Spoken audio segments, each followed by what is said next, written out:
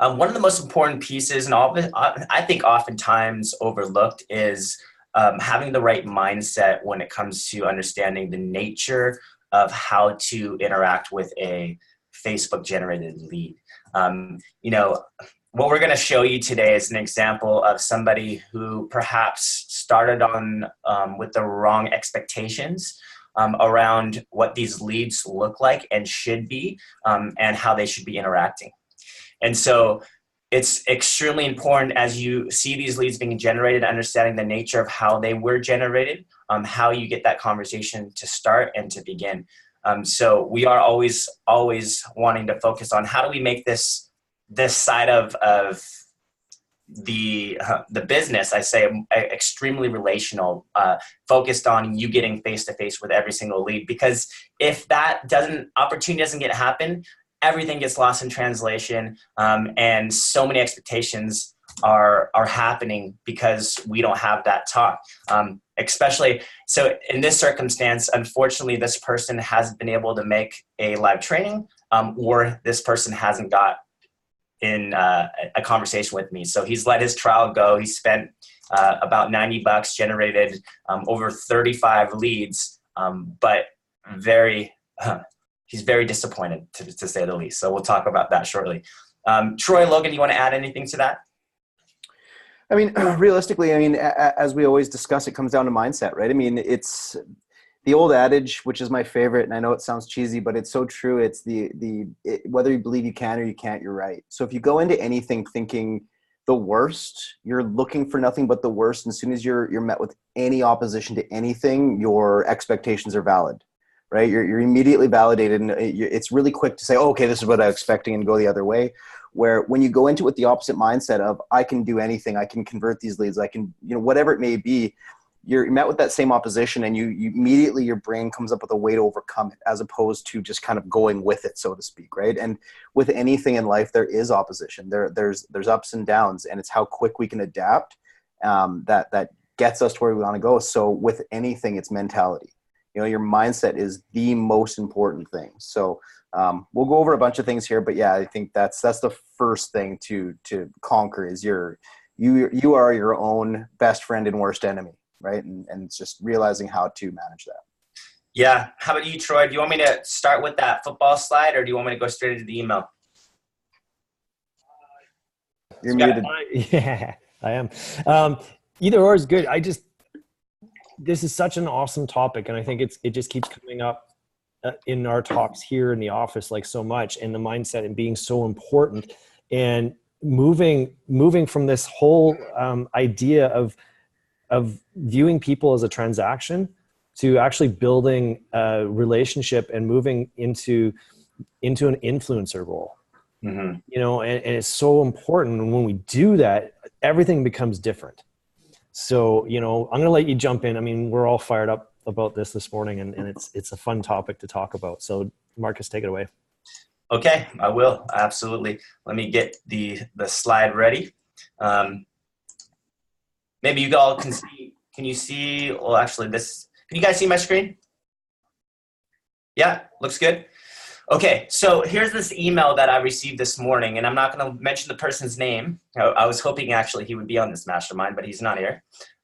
Marcus, I have to be honest. I'm not at all impressed with what I've seen in trial. Nothing from my trial would convince me to start paying for your services. I want to be clear why I have formed my opinion, as I think you should understand a realistic view of your service. Okay, and this is a guy, again, we talked about, hasn't been to any of the live trainings yet, or has not been had the opportunity to talk to us one-on-one about his trial, nor has he activated his SMS component or changed any of these automations. So let me just start with that. It was 3 days ago into my trial before Facebook would even approve the ad, and I had to go figure it out because your default response was not the problem. So whenever we have something like this where Facebook wouldn't approve an ad, it's because most likely he's never had a sponsored ad created before. So there's an approval process with Facebook to get that ad approved. And that's happened to a lot of people, unfortunately, but it's just their way of working. That's the Facebook side. So it took 3 days for him to get his ad approved, and then he started. And then, of course, 17 leads came to him. And actually, I checked his account. There's over 30. Only 4 of those leads actually have a phone number. which is realistic, right? We know the numbers on this game. So now I'm gonna go a little bit deeper here. So he reached by those phone, and they did not want to be contacted by phone, is what he is coming back with. The info provided was not enough to provide a home valuation that the ad was promoting. Only one contact provided number of bedrooms and number of baths, size of lot that would be needed. Your system should require that info. 10 of the 17 leads were just curious and have no intention of buying or selling a home. 2 of the 17 were trying to gauge equity for a refi and also had no intention to buy or sell a home. 3 of the 17 indicated they were planning to sell. 1 of them already has a realtor and has no interest in talking to me. 1 of them actually lives in California. I'm in Utah. The last of the only 3 provided an email and will not respond. None of these leads were actual leads. Your process simply provided me a ton of busy work that had very little chance of success. Your impression is quantity is key. In the real world, the quality of the lead is what matters. Comparison. I ran my own Facebook post and placed it strategically in a group page and got 3 leads within an hour, all of which I'm actively working with now. I focused on people that are actually looking to buy or sell. The leads my post generated 100% for actually working with me, and I added 8 to 9 followers for my Facebook Realtor page. Real results. I'm a preferred agent on Zillow. I get 2 to 3 leads per week, and 1 of 2 of them are actually looking to buy. Over a month, I'm 50% plus on leads actually working with me. For clarity, I'm 0% of your leads converted into realistic opportunity.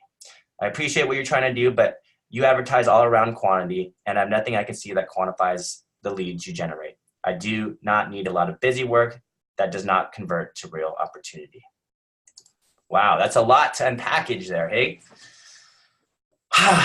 Where do we start? Where do we start, Logan, on that right there? There's lots to unpack. I mean, obviously, the mentality going into it, unfortunately, isn't he came into it with the wrong impression, right? And I mean, somebody like that, I mean, it starts with, and we don't want to speak ill on anybody. Of course, that's not what we're here to do, and we're not going to do that. But it's mindset. And somebody who comes from the Realtor.com, Zillow, ecosphere, whatever you like, and everything that every person they talk to is a referral. They're a finished, ready lead. I mean, obviously, that's what we all want as realtors. We all want that person who, the first conversation I have with them, they tell me, actually, yeah, we're starting to look at homes now, but we don't have a realtor. Yes, I've already got financing in place, or yeah, we're ready to sell. I need to be out of my house in the next month and a half, whatever it may be. We're all looking for those people, and they do exist on Facebook, and you will find some. But that's not the most common way you're going to get people going. You're going to find people who need some help. You need to build that relationship. You need to kind of get them going. So unfortunately, you can tell, given the fact that he's come from that, he didn't have sponsored ads ever on his page. He's never run Facebook ads. He has an idea that's a little bit improper. And the way that we look at this is this slide kind of shows it perfectly, is everybody wants to be in the end zone, right? The end zone is going to be your Zillows, your realtor leads. Those are the people those are your referrals. Everybody's standing there with their hands up. Now, it costs a lot of money to stand in the end zone, first and foremost. And not only that, you're fighting every other realtor to stand there. What we prefer is to stand kind of out, at the tip of the red zone, so to speak, or even on the 50-yard line. You're going to be intercepting all of those passes as they come, at least a large majority of them, before they ever get to that realtor or Zillow end of funnel, so to speak, right? So top of the funnel simply means you're paying a considerable amount less to acquire these leads, but it's going to take some work. They're not finished leads. Most of them will need some nurturing. You're going to get lucky and find some right away that are ready to go. Of course, that does happen. I'm sure a lot of you guys, on this mastermind now have already experienced that, right? And we can probably get some testimonies from a few guys who have seen exactly that. But once again, they're not finished leads, a lot of them. You do need to do some work to them. Muted. Am I still muted? Are you new at this, Marcus? It's brand new. My first time ever.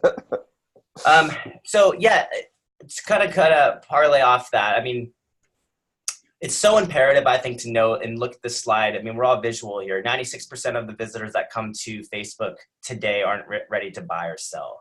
So the key is on how you can develop the automations and the follow-up to become somebody who is genuine and authentic in your approach of creating that relationship with them. So yeah, they want to know what they could sell their home for today, how much their home is worth. Or yeah, they want to know what, is available in Dallas, Texas under $199 with a pool. You know what I mean? Sure, but do you think that means that they're ready to buy today? Do you think that that means they're ready to sell today? Of course not.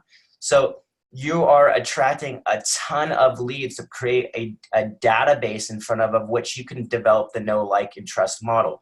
So unless you're willing to embrace that nature of this style of lead volume, it will never work for you in the way that it should and it can in terms of, the exponential business growth for you doesn't come within the next few months. It comes within the next 6 months. It comes within the next year. It comes within the next 2.5 years, like Donna, who's done 150 transactions with us. It's because she's been so consistent in pursuit of that relationship, and she's been willing to give incredible value first without any expectation of receiving anything back. And so that is what it's for. It's for the realtor who really truly wants to become an influencer and is willing to give some great information and perhaps, a little bit more initially up front without any expectation of that person working with them in the beginning, because they know if they create that type of influence in that person's life, they may not be ready yet, but they want them to like them. They want them to trust them. And they're definitely looking for that business to create repeat and referral business for themselves. So it starts with there. And if you want to get a perfect example of that, you got to be somebody who starts looking at your automations as the opportunity to do that. And so, when I'm looking at automations, I'm always pulling into what is the most been the most successful way of people generating listing appointments and walkthroughs, or perhaps buyers. This is the way to do it. If you look on both cases in Nicholas's account, it is so much on, there's a little emoji in his automation, received your request from Facebook for a list of homes for sale, and I'm on it.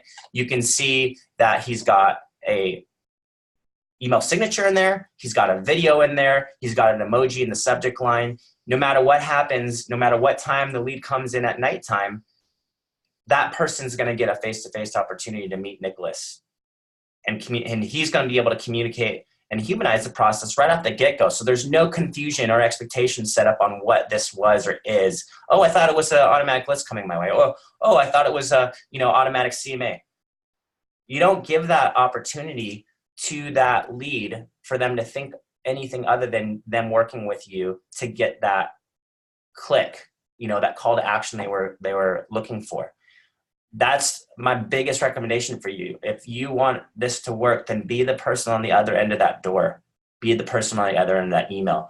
And really, be the person on the other end of that friend request. Drop them a message, put them in a list, and think of every single submission, regardless of how full it is, complete, even the partials themselves, as an opportunity to connect with them. Because if you're just going out there and spending a bunch of Facebook ad budget and spending a bunch of money and generating a bunch of leads, in some cases I've seen less than dollar clicks, people spending $9 a day and generating, 10 plus leads a day. And they're just feeling so overwhelmed. They're like, I can't get a hold of anybody. I'm like, of course you can, because you're looking at every single one of these people in the wrong way. You should spend less money with Facebook, lower your ad budget down, focus more on the quality of experience, the experience you want to give every single lead. And if you actually lowered your ad budget and just focused on generating 1 or 2 leads a day, don't you think you'd look at those leads a little bit differently, even if they were partial?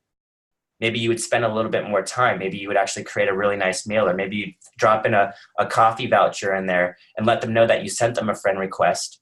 Check their message request folder, because you're trying to connect with them. And maybe, just maybe, the following week you knock on their door and you introduce yourself and you say, hey, I just wanted to follow up with you with that mailer I sent you. I did send you a friend request. I dropped you a message, but I make sure everybody gets a chance to meet me.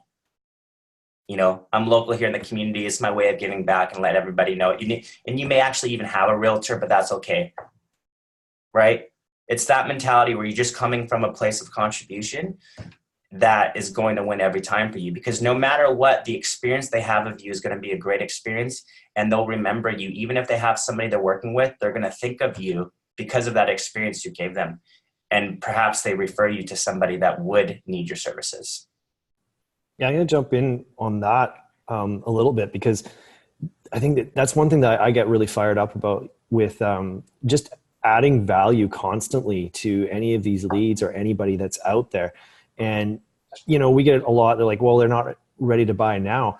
But the thing is if you're delivering that value, if you're getting those videos in front of them, getting that face in them, delivering a package, doing whatever it is that you can do, you're going to prevent yourself from being in the unfortunate situation where if you didn't do it, they end up listing with the last realtor sign that they saw on the way home.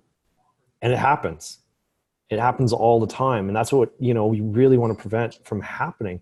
You want to be top of mind with them and being the one that provides value. I mean, there's a lot of people that are, they're just curious about the value of their home, and that's totally cool. That's absolutely fine. We all are. That's the reality. But if you're willing to go, hey, let's work with you. Let's here is the value of it. Not expect anything from it, and not, again, going into that, that transaction mindset, but in that relationship mindset. How can I serve you? How can I give you the information that you need? How can we, do whatever it is that we need to do so that you are top of mind with them, so that when they are ready, they had a great experience and they're going to go with you. This is like it comes down to a very long-term mindset. I mean, these things don't happen overnight.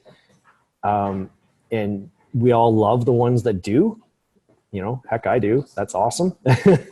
But, when we focus on long-term, there's actually going to be a lot more coming down, 3 months, 6 months, 9 months, 12 months from now. If you've built up relationships with these leads, they're going to start, it's going to feel, I think, in some cases, some people, it's like, oh, wow, they're like falling out of the sky. But the reality isn't necessarily that they're falling out of the sky, is that you've actually gone through and built a relationship with them. They're now coming to you and reaching back to you. And, it's a really cool thing.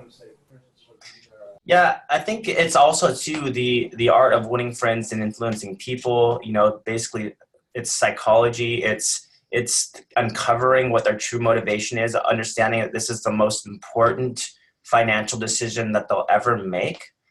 Perhaps the biggest decision, and quite frankly, probably the most emotional one too, especially if they raised a family in that home, right? I mean, think about all the memories, all the emotions tied into that home, either selling or buying. So if you're not tapping into that component and you're simply just seeing it as a transaction, and you're not seeing it as just a way to connect with that person and figure out what their story is, like what is their story? If you take it from that approach, think about it. That's because every single one of you, I know you all have your clients now and their friends, and you meet up and you talk and you hang out, and you've uncovered all that probably through the friendships that you formed with these people. I think if you look at that at every single layer, no matter where they are, partial to a complete, you look at every single person the same, and you go and profile them on Facebook, because if you don't, you'll never see that person and connect with them, right? If you don't put a face to that person that submitted that information, it'll never connect with you the same way that we're connecting to each other right now. So you want them to feel that connection too. And if you're not doing that in your automation, if you're not leveraging video, if you're not putting in their bomb videos or Line Desk or whatever you guys use on the other side, if you're not leveraging Facebook Messenger and putting videos, if you're not bringing them back to your personal Facebook, which is, after all, where they're going to be spending the most time scrolling down their newsfeed every single day anyways, you're not getting the opportunity to create influence in their life on a daily basis. Does that make sense? Now, anybody, I mean, anybody kind of needs some clarity to that or want to share based on their experiences? I mean, I don't want this just to be a lecture on, go out there and be real, raw, relatable, and authentic and genuine, because I think you guys all know that at the core. But I think it's not just saying it; it's actually living it, taking action with it. And I think we try here at StreetText to do everything that same way. I think with the posts that I share, with my emails that I send, I include video, I include my links to my Calendly. I always give us the opportunity to get face-to-face, because I don't want there ever to be miscommunication established between any of us here. I don't want your expectations to start on the wrong way. One thing that I'd like, I mean, we always talk about how there, and I kind of just answered the question a little bit. There's no one way of doing this, right? I mean, it's always, should I do a CMA? Should I do this? Well, early on, and we always say this during the live trainings, and we speak to you guys one-on-one, note everything that you're doing so you know what you've done. So then 3 months, 6 months, 12 months, you can look back and say, okay, for all the people that I hand delivered a CMA to, what were my results? For all the people I sent, a Facebook message, or I did this, what were my results?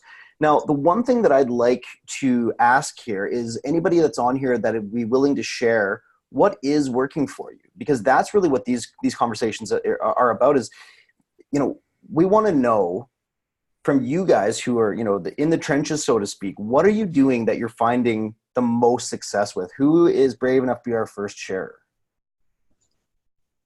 You got somebody. I'm sure somebody wants to share what's working for them. Oh, looking around. Anybody? Hands up. Marcus, come on, buddy. MARKUS. Jennifer, brand new. She's willing to do it. Go ahead, Jennifer. Hey, so first of all, I love it. I was kind of flaky in the beginning, but then I kind of dived in and read everything, and I took your course. And so what's working for me is definitely that video message right from the get-go. I was getting tons of leads, which I still am, so I'm really thankful for that. The ad platform is obviously working, but that connection where they can see me, the addresses that I'm getting without any other contact, I'm looking through our tax records. I'm finding their information. I'm trying to find them on Facebook. And then in a non-creepy way, I'm reaching out and saying that I received the request and what's a great email to connect them, and give them the CMA.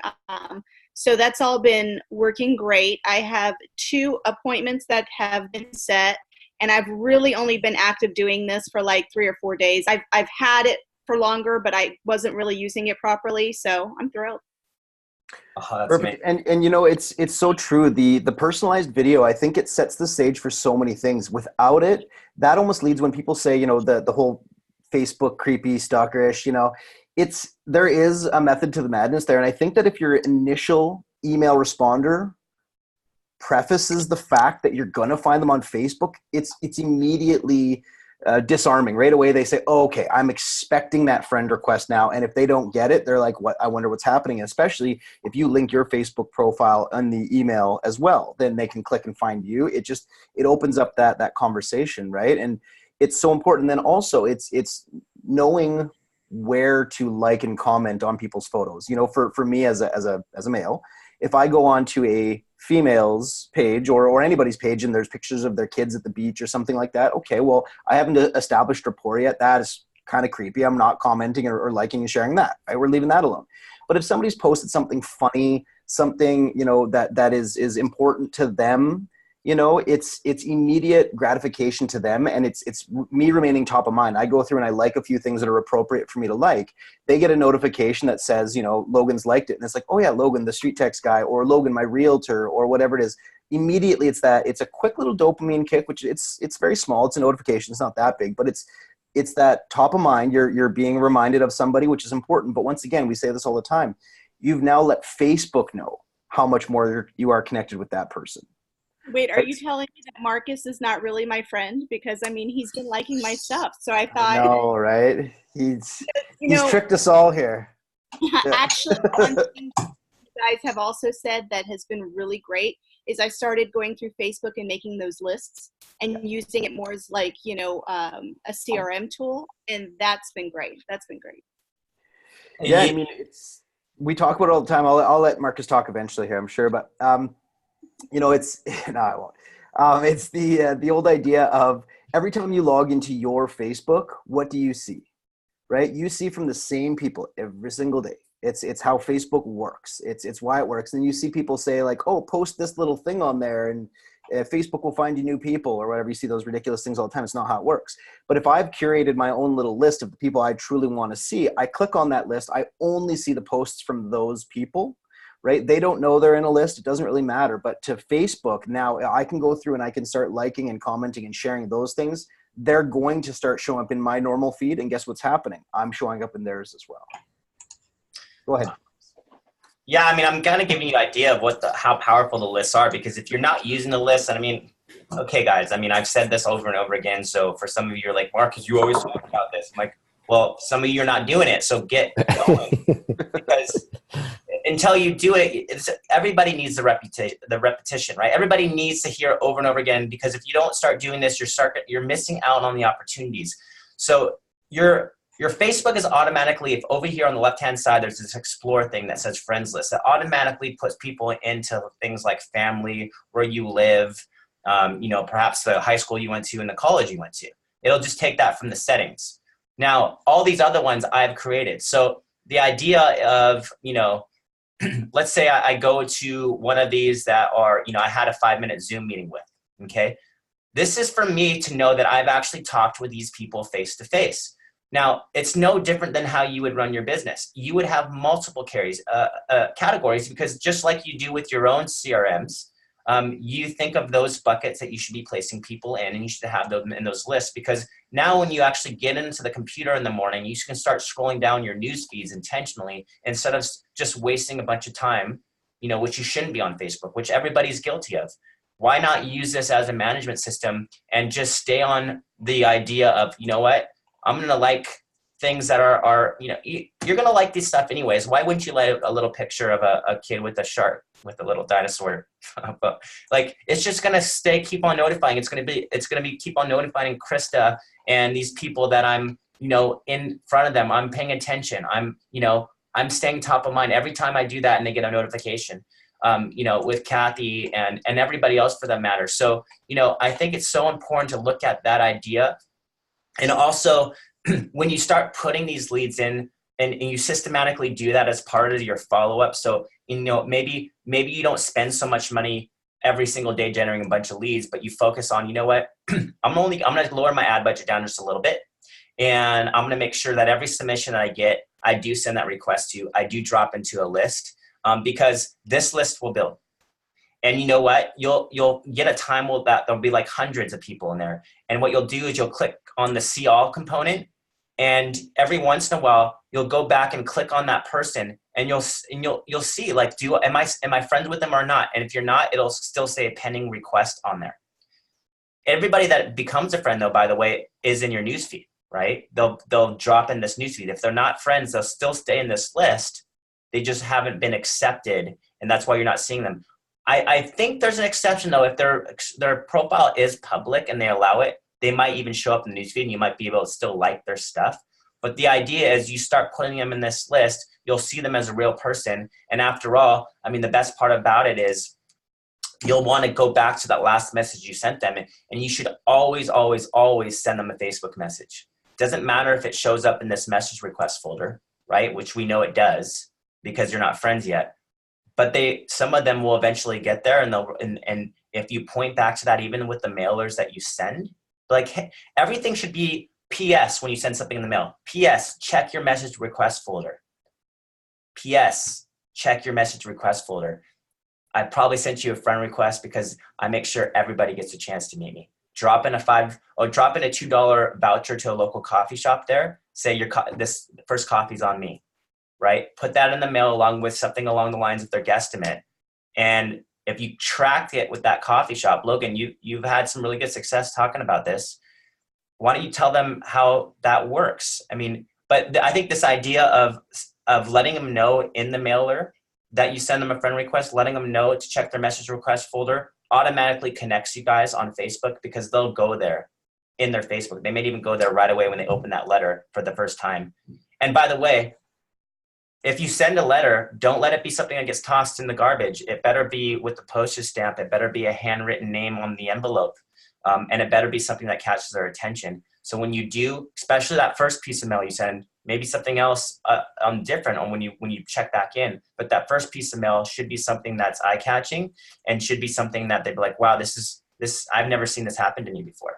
So be that person that does something unique, that they'll, don't be that person that every other realtor does, like, get your home value with that card, and everybody goes garbage, right? Don't waste a bunch of money on marketing, because that hardly ever makes it anywhere other than the recycling bin. Yeah, for anybody who hasn't heard me talk on this idea, one thing that I used to do a long time ago was I used to like gifting, right? We all like receiving gifts, and what's a couple extra bucks on my marketing budget, but I hated wasting money.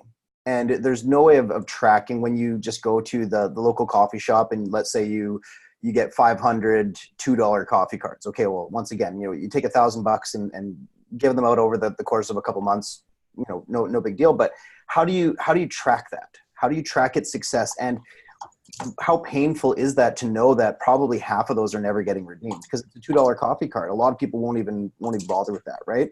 You could even do a $5 coffee card if you know they're getting used properly. So here's the idea here. And once again, forgive me if you guys have already heard me say this before. What I like to do is I like to go to not a big Starbucks, not a chain restaurant. I found a nice little local coffee shop to the area that I most like to farm. I then approached the owner, of course, after I used to sit in there every Tuesdays and Thursdays between noon and 2. That was kind of my office, basically, and so I built up a bit of rapport there. But either way, I went and approached the owner and said, here's what I'm going to do. I'm going to do a little bit of marketing here. I'm going to put your coffee card. I'm going to pay for all the building of the cards. I'm going to build for everything. And I'm going to number them. And I'm going to put my name on them. Anytime somebody redeems this card, please just hold on to it in your safe or wherever. I'm going to come in once a month. I'm going to pay however much I owe you. So instead of me printing off 500 cards and having to pay $1,000 for them, I print off 500 cards and then only went in once a month and redeemed them. And on average, I would say 30 people had redeemed them. If I had sent out 100 in a month, 30 people would have redeemed them. I go and I pay $60, right? But not only that, they're numbered.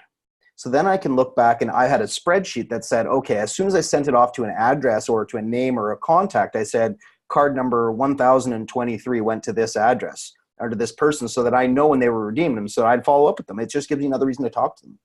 Hey, so you went to the such and such, whatever, right? Like, what did you order? How did you like it? And nobody ever said that place was awful. I mean, I knew that they wouldn't. That place was amazing. And most people had either already been there before and loved it. A lot of people had never been there before. This was their first visit. And now I'm tied to that memory.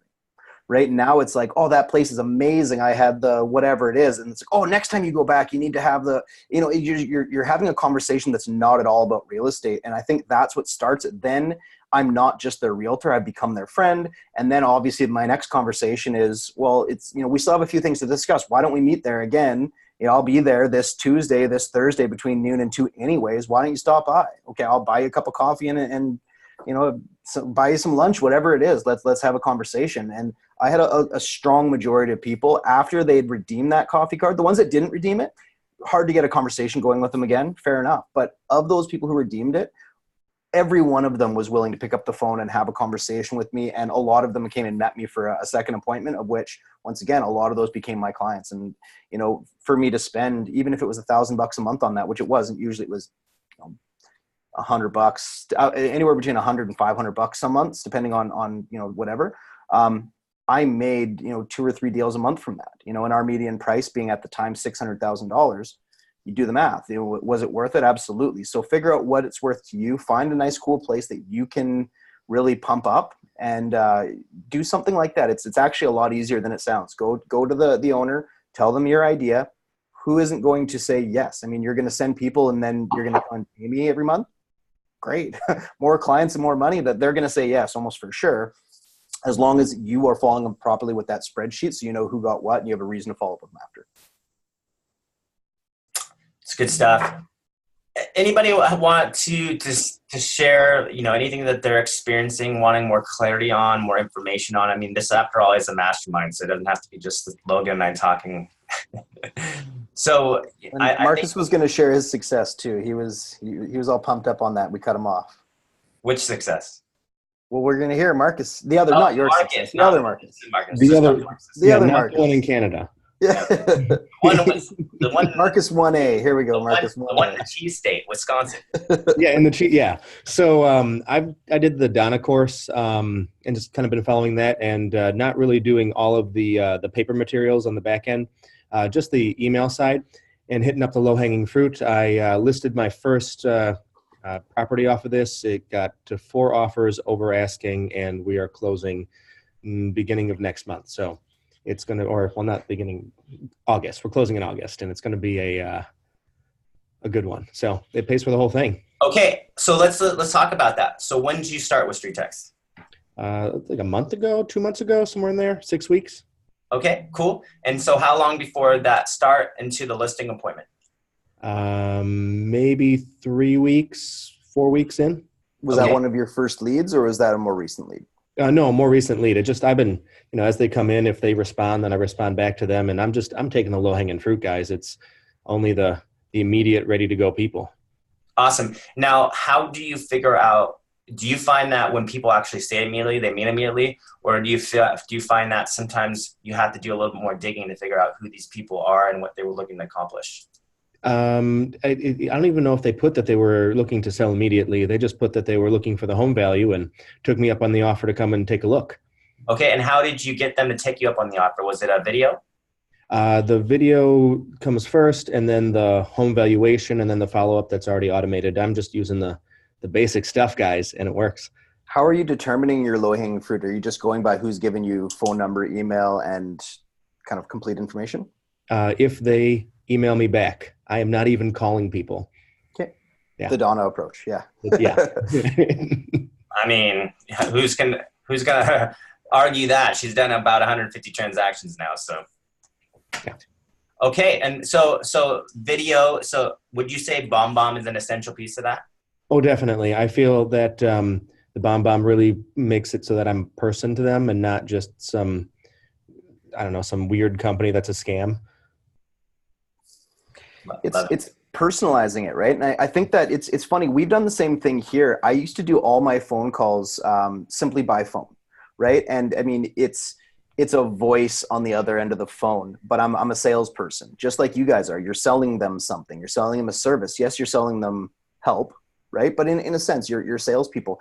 As soon as you break down that traditional mold, so to speak, and we've gone to these Zoom calls, which are live here, but also live one-on-one calls, nothing's changed with the information we're providing, but now it's a personal connection. You guys can see that we're real people as well.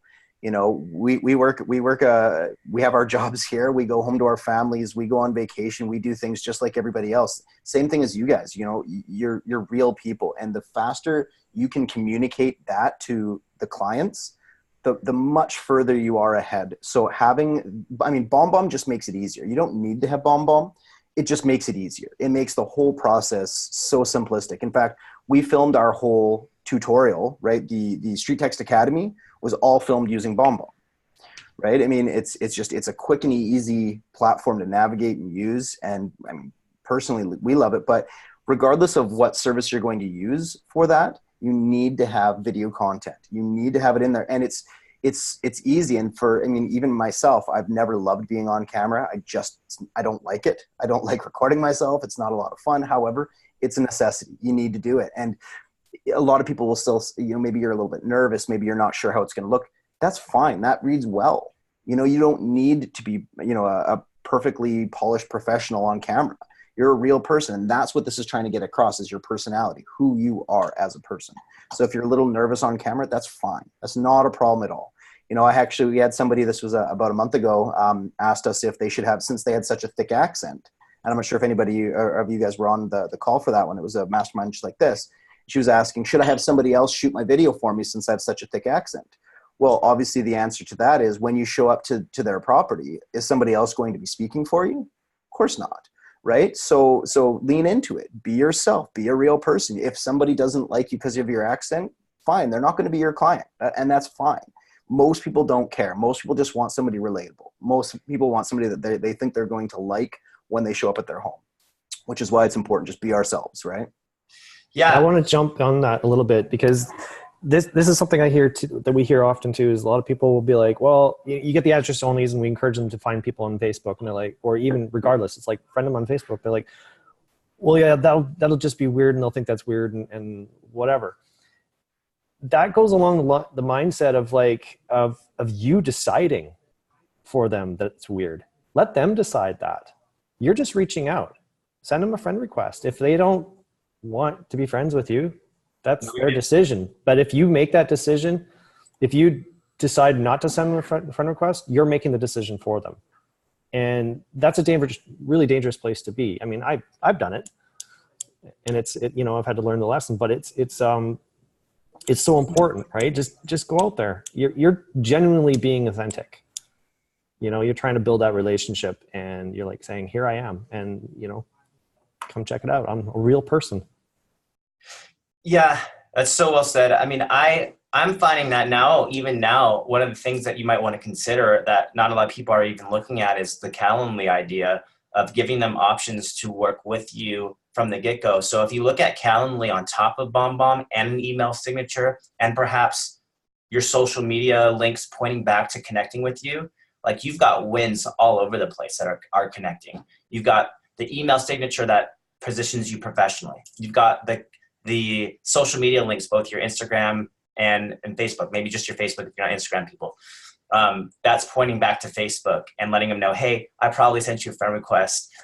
Check your message request folder. Everybody gets a chance to meet me, right? You've got your bomb, obviously, that humanizes the process and allows them to see if you are someone who's authentic. And in case you guys haven't figured out yet, you can go study this on, basic psychology websites that show that more than 93% of communication is body language and tonality, right? So if you're relying on 7%, maybe even less for text interpretation on what they think, you're losing.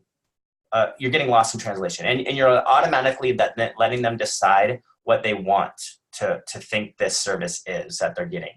And a majority of them, I promise you, will automatically say, I thought this was a fill in the blank, which is everything you don't want it to be, right?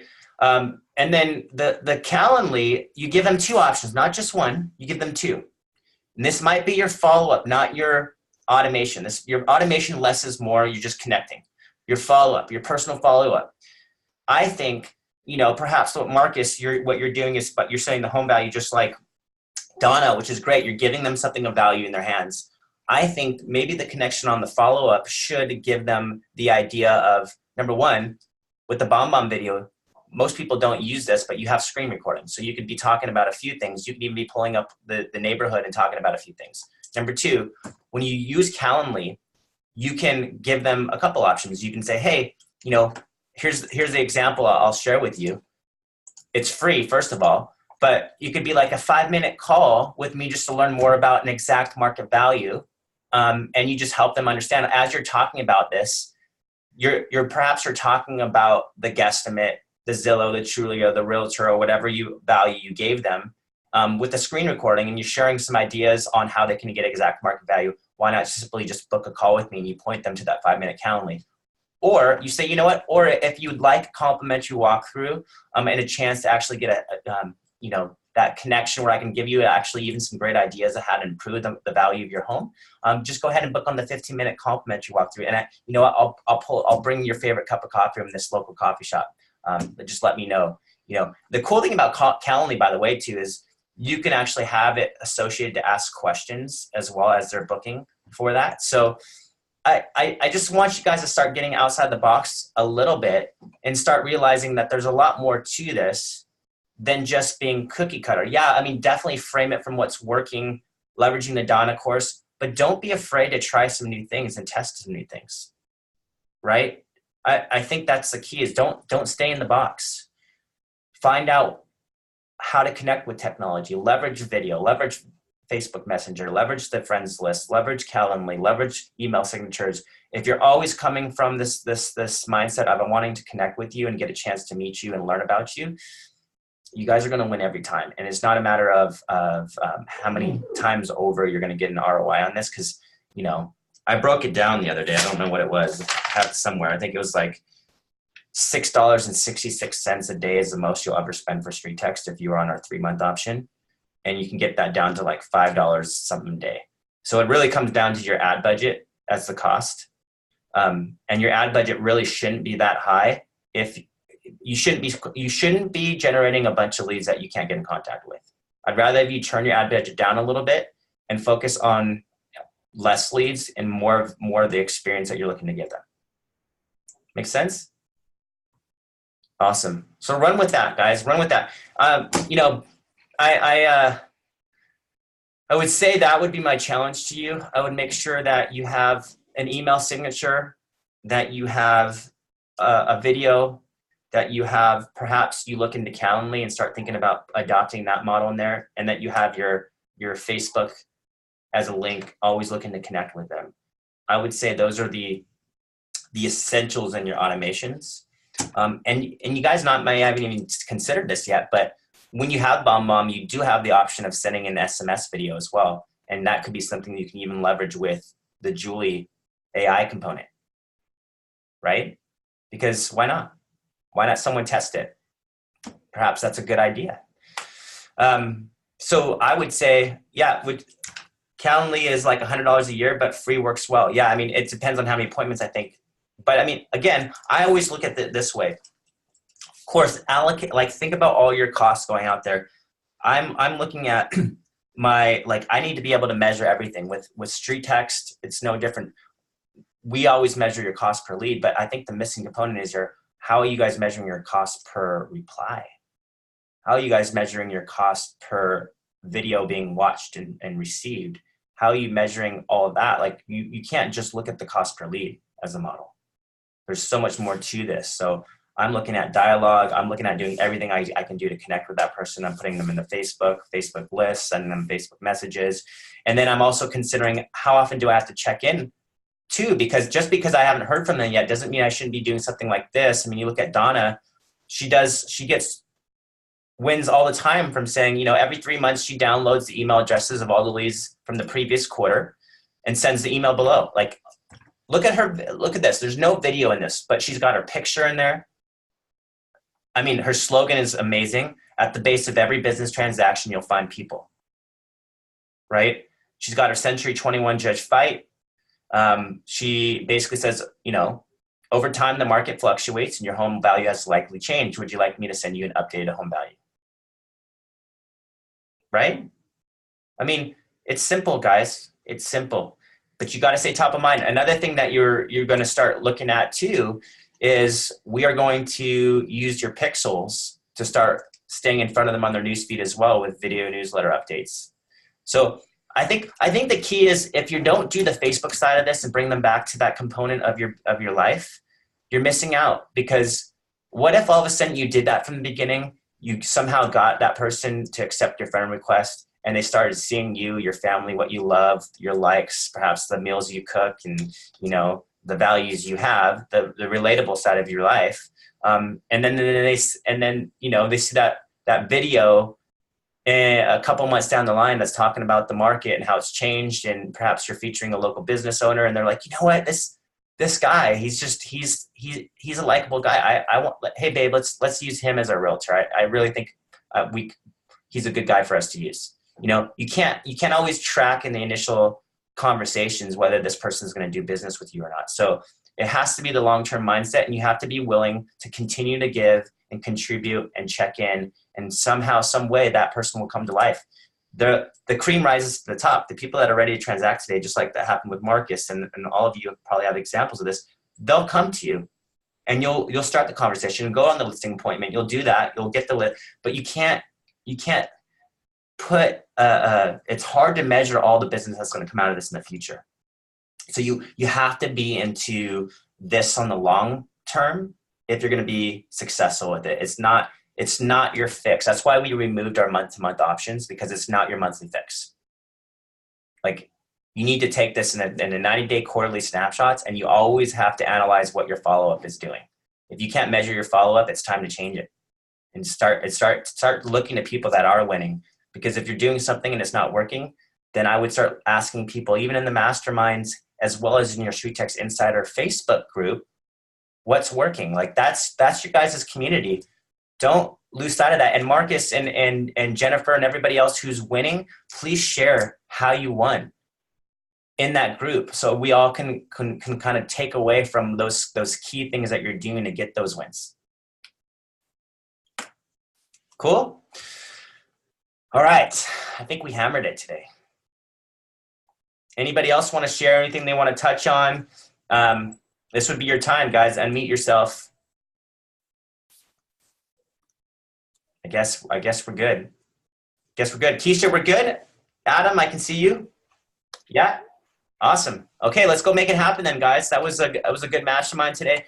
Reach out to us individually on Facebook with any questions based on what you see. Marcus, go post on, just do a fun little BombBomb video and just talk about, it doesn't have to be what you did specifically, but just talk about, hey, encourage the group on what you've done in terms of picking the lowest hanging fruit and how you've connected with them to get those listing appointments. Same thing with you, Jennifer. Let's get everybody using the video side of this so that we can all get comfortable with understanding that's just an essential part of the follow-up process. All right, guys, have a good day.